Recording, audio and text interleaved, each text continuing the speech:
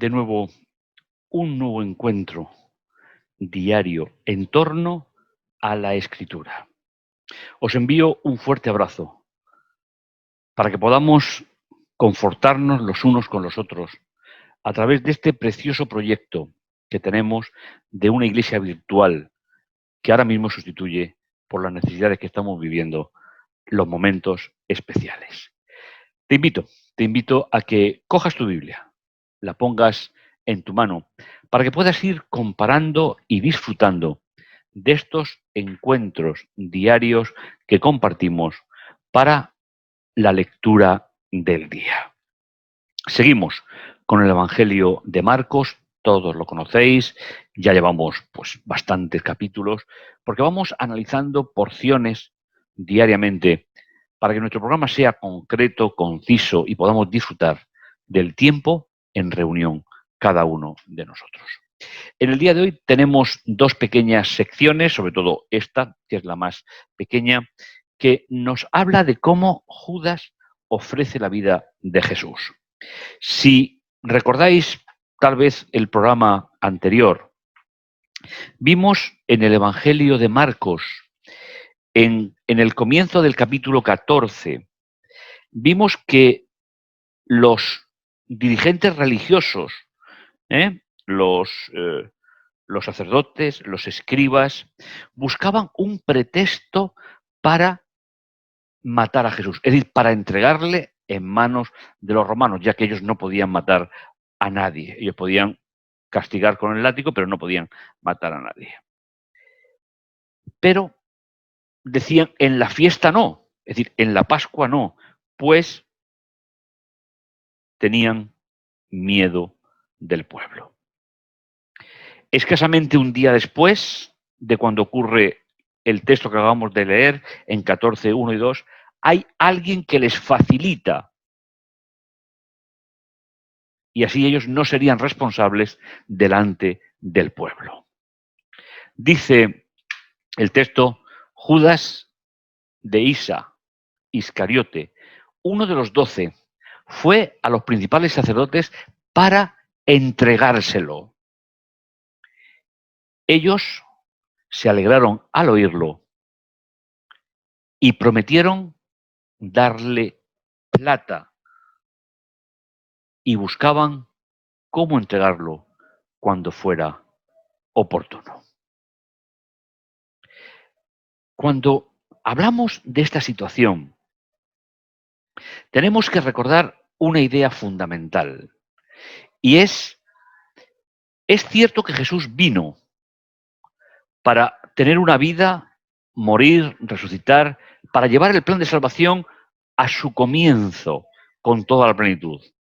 Pero también es cierto que como la Biblia no habla nunca de predestinación, Judas fue, junto con los sacerdotes, los únicos responsables desde el punto de vista de la decisión personal de la entrega de Jesús.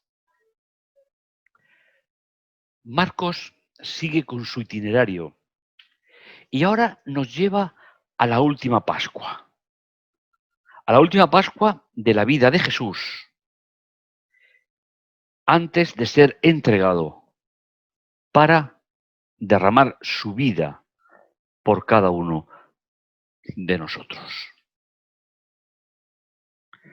Dice el primer día de la Pascua, es decir, de los panes sin levadura, cuando sacrificaban la Pascua, es decir, cuando sacrificaban el cordero, representando y recordando aquel cordero que se sacrificó en Egipto, con el cual al pintar los dinteles de la puerta, Israel salió con sus primogénitos, salió al desierto, al encuentro con Dios en el Sinaí.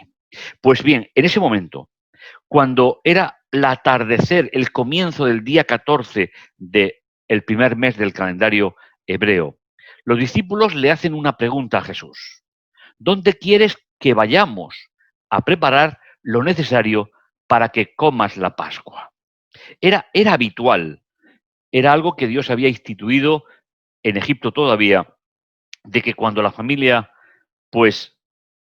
pudiese juntarse con otras familias ya que a diferencia de lo que para nosotros es la Santa Cena, que está más basada en tradición cristiana que en la Biblia, se hacía en las casas, no se hacía en la sinagoga. Y además se juntaban diferentes familias para compartir un momento especial, un recuerdo de libertad. Por eso los discípulos le preguntan, dicen, bueno, ¿dónde quieres? ¿Con qué familia quieres que vayamos a participar? Y dice el versículo 13, y envía a 2 de sus discípulos y les dice, allegaos a la ciudad y os saldrá al encuentro un hombre que lleva un cántaro de agua. Seguidlo. Es decir, os saldrá un criado que ha ido a recoger agua a la fuente, vosotros seguirlo. Y donde entre, decid el señor de la casa que el maestro dice, ¿dónde está mi habitación de huéspedes para que coma la Pascua con mis discípulos? Es decir, los propietarios de la casa, las familias, los discípulos, sus familias. Era un encuentro familiar, era un encuentro que recordaba cómo Dios liberó a familias completas de Egipto, formando finalmente el pueblo que formó. Y él, dice el señor de la casa, mostrará el gran aposento alto, con todo lo necesario y dispuesto. Preparad allí para nosotros. Es un texto lleno de sentimiento, es un texto de grandes perspectivas espirituales.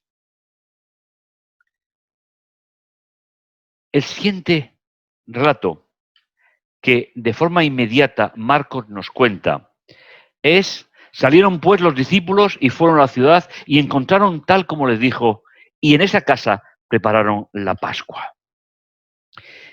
Llegada la tarde, es decir, la tarde cuando se sacrificaba el Cordero Pascual, Jesús va con los 12 y estando ellos reclinados y comiendo la Pascua, el pan sin levadura, la porción de cordero asada con hierbas amargas, todo lo que correspondía recordando ese momento trascendental de la historia del pueblo. Jesús les hace una advertencia. ¿Sabéis? Reclinados. En la época se comía alrededor de una alfombra puesta en el suelo, con una serie de cojines, donde las personas se reclinaban sobre el lado izquierdo para poder coger la comida con el lado derecho, con la mano derecha. Solamente los sirvientes no se ponían dentro de esa mesa artificial puesta en el suelo, pero Jesús nos dice que como huésped él estaba reclinado. Y desde esa perspectiva maravillosa, Jesús hace un anuncio especial. Os digo, así sea, que uno de vosotros que está comiendo conmigo me entregará. Desconocemos, porque el texto no nos da los datos, cómo se sintieron aquellos discípulos. Es verdad que en los otros evangelios tenemos más detalles, pero ya estamos acostumbrados. Marcos es escueto, concreto, más cercano a nuestra forma de pensar. Comenzaron a ponerse tristes y a decirle uno por uno, ¿acaso soy yo? Y él respondió, uno de los 12, el que moja conmigo en el plato. El Hijo del Hombre va tal como está escrito de él, pero hay de aquel hombre por quien el Hijo del Hombre es entregado. Más le valdría a ese hombre no haber nacido. Fijaos, si os fijáis en este último versículo, creo que nos da una de las claves importantes para resolver la cuestión. Dice, el Hijo del Hombre se va, tal como está escrito de él. Es decir, esta primera parte del versículo corresponde al proyecto del plan de salvación. Pero Jesús luego hace una exclamación que identifica la responsabilidad única e intransferible del que lo va a entregar. ¿Sabéis? Estas son una de las grandes claves que interpretan la libertad del ser humano en relación al plan de Dios. Sin ninguna duda, Dios tiene un plan amplio que llegará hasta la segunda venida y después hasta el final de la historia del pecado. Pero la decisión es personal e intransferible. Los que estaban allí con él celebrando la Pascua eran libres de disfrutar de la compañía de Jesús.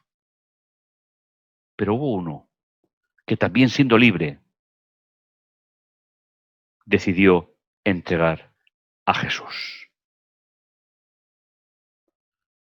Se abre delante nuestra toda una expectativa de salvación.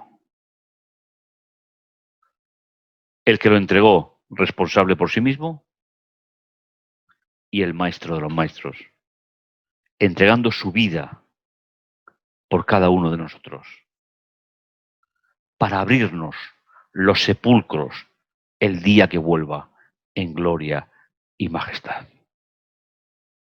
Me parece realmente importante que podamos disfrutar no de la escena en sí, sino de las consecuencias de la escena. Si la muerte de Jesús fue importante, como veremos en programas posteriores, su resurrección lo es todavía más. Porque a través de la resurrección, Jesús nos iguala a todos los seres humanos, que creyendo y aceptándole a Él, seremos salvos para vivir la eternidad.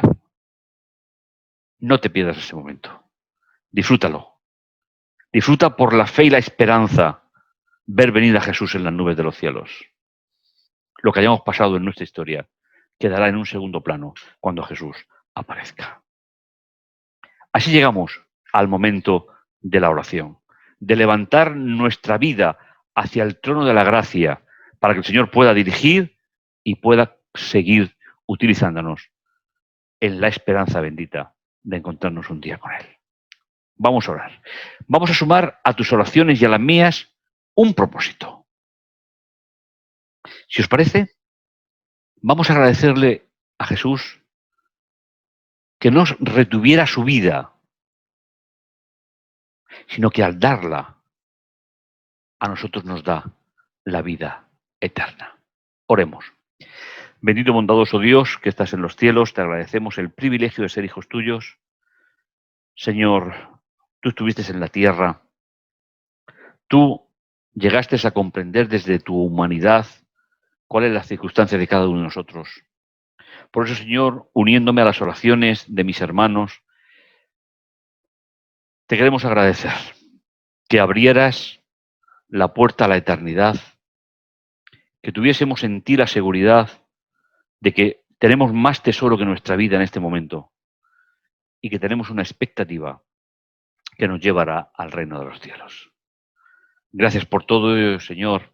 Te lo agradecemos en el dulce nombre de Jesús. Amén. Que el Señor te bendiga y te guarde. Y no olvides, continuamos. Tenemos una cita en el siguiente programa.